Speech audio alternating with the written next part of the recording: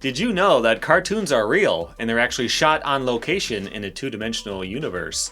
That's actually the concept behind 2003's GameCube exclusive skateboarding game Go Go Hypergrind, which I'll be playing today.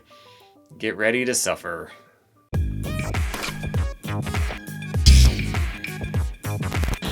Welcome to Rad Rat Video, a channel where you can learn new things about skateboarding topics of all kinds, including games and other media. Subscribe so you can keep up with all of that stuff. Today we're talking about Go Go Hypergrind on the GameCube.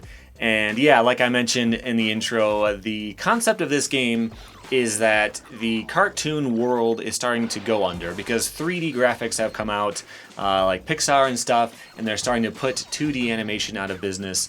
And so the two-dimensional version of the Hollywood executives decide they need to make a crazy, extreme skateboarding show.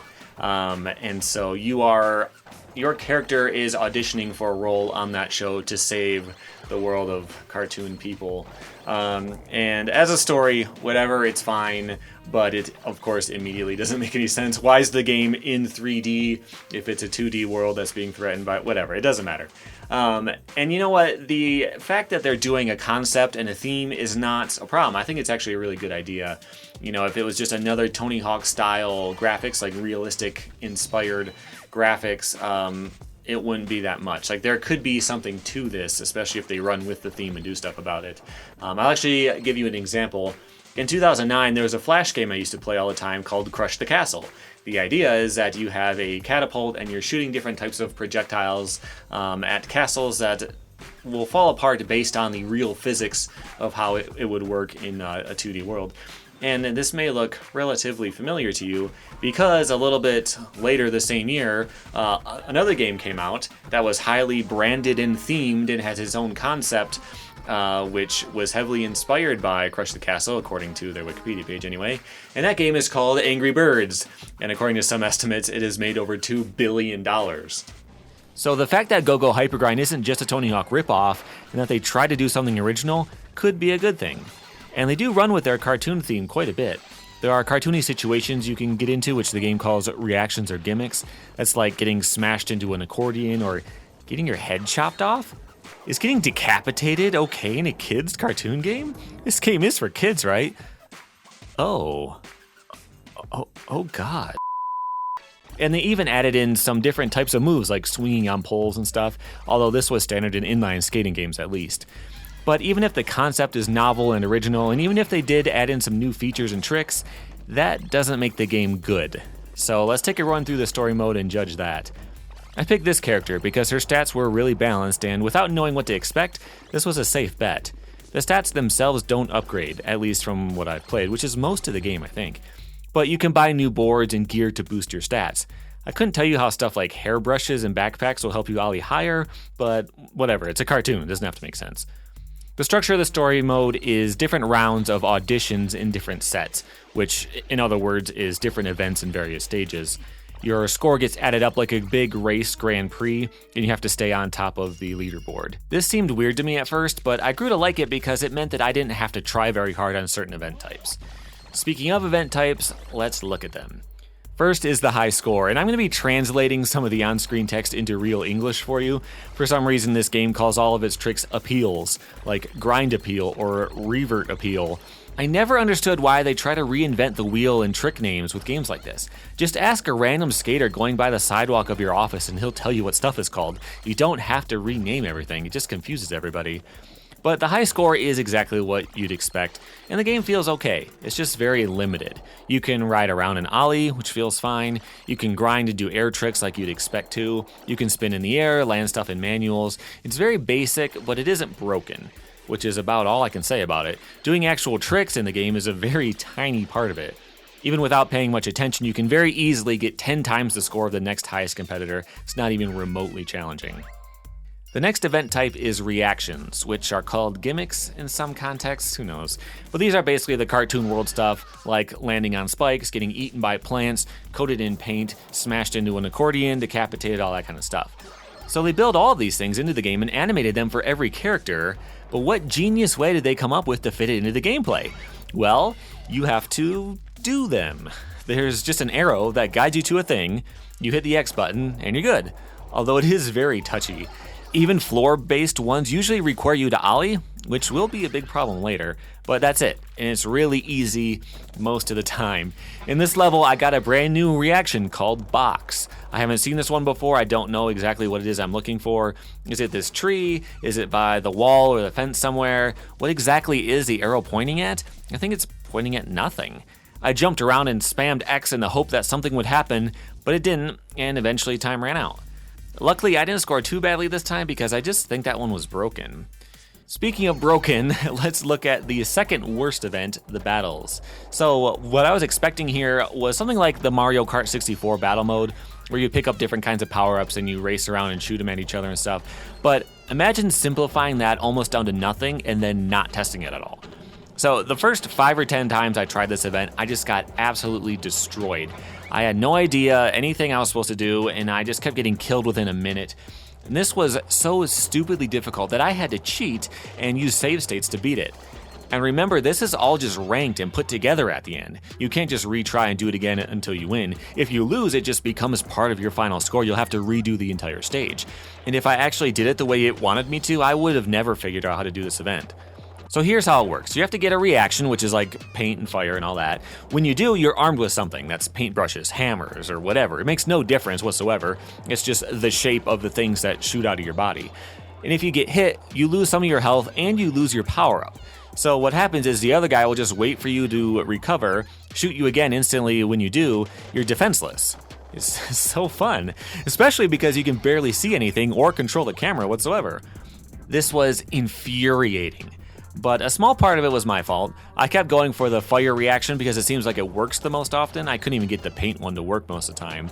But the fire launches you up in the air, so while you're trying to look for the other guy because you landed somewhere else, he'll come up behind you and he'll kill you before you can ever reload. Eventually, you'll learn to just cheat and get behind the other guy and do the same thing back to him, but it feels like you're breaking the game. You shouldn't have to be a jerk to win this event. So, with enough save state cheating, I finally beat it, and the next event... Oh no.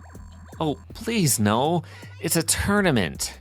Every single time you do this event type, you have to do it 3 times. You spend maybe 2 minutes on the high score, and then this could take 10 or 15. It's awful.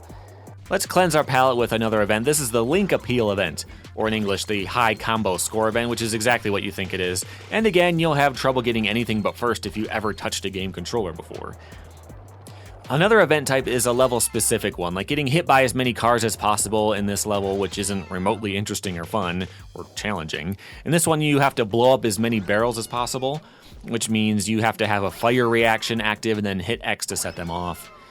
This one is to smash pumpkins. You can just kind of ride up and down this area and run them over until time runs out. It's just work. It's not interesting or fun, even remotely. Luckily, it's also incredibly easy.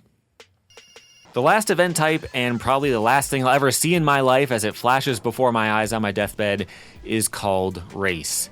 If you're like me and you think you understand the concept of a race, you might just hit start and go for it.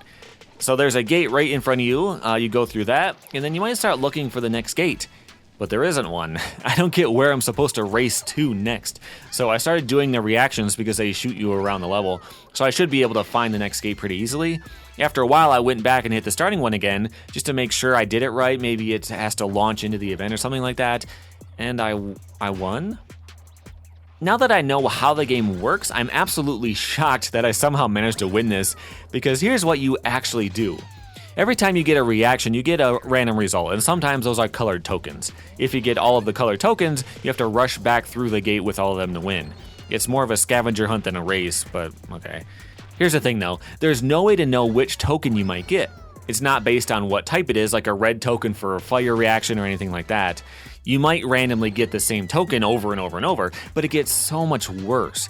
There are punishments added in there too. You can get punished for doing the correct thing just because the number generator didn't like you. These can be as crappy as a bomb that destroys your current tokens, or even worse ones.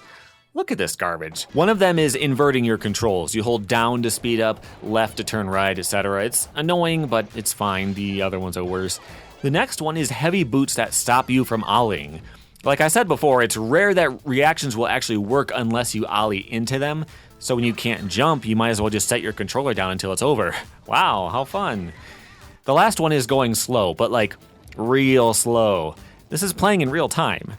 Yeah, power-ups that you can use to slow down other people are common in cartoony arcade race games, but this one is self-inflicted. It goes on forever and is unbelievably slow. Come on. The randomness of this is what makes it especially horrible. If I would get punished for messing up and I can do well if I'm good, then that's fine. It still wouldn't be fun, but I wouldn't want to blow my brains out the whole time. But with this, you have no control. You can do the exact same thing every time, and you will, and you'll get different results. One time the computer player might get all 3 in his first attempts and win instantly. Or the round might take 20 minutes. All you can do is cheat with save states and wait to get lucky. Oh yeah, and this one is a tournament too. Look, this game isn't broken. If you watch my review of Rocket Power right here, like that game just doesn't work. This one, it at least does what it sets out to do. It's just really badly designed. And unfortunately, they took the very worst parts of it and stretched it out to fill up 85% of your playtime. And so because of that, it's just terrible. And I'm not an idiot. I guess that's debatable, but I'm not an idiot. I knew this game wasn't going to be for me. I knew this wasn't going to be some spectacular secret game that no one's ever heard of before. But I keep hoping I'm going to find one of those. You know, there was Grind Session, there was Thrasher, there's other games out there that aren't that big. You know, they aren't in the Tony Hawk series or whatever, that are still really, really good. And I'm hoping I'm going to be able to find some more of those eventually, but it doesn't seem like it's going that way. Hopefully the next batch of games, like Skater XL, I haven't played that yet, I do have to get to that. Session, maybe there'll be a Skate 4 or some other big budget thing that'll be coming out, who knows. But hopefully some of that stuff is actually good again, so I don't have to keep playing garbage, but hopefully it's at least mildly entertaining to you. And if it is, make sure you hit the subscribe button, because I am hoping to keep the channel going. I do keep saying I'm going to be getting into it, but terrible stuff keeps happening in my life. I'll fill you in on that maybe in a Ask Radrad or something, but I am going to be doing more of the channel. I just can't promise how consistent or anything. So if you're subscribed, you'll at least get a little pop-up or something when I do make something, so make sure you do that. But until next time, here's some more stuff you can check out, and I'll see you next time. Thanks for watching.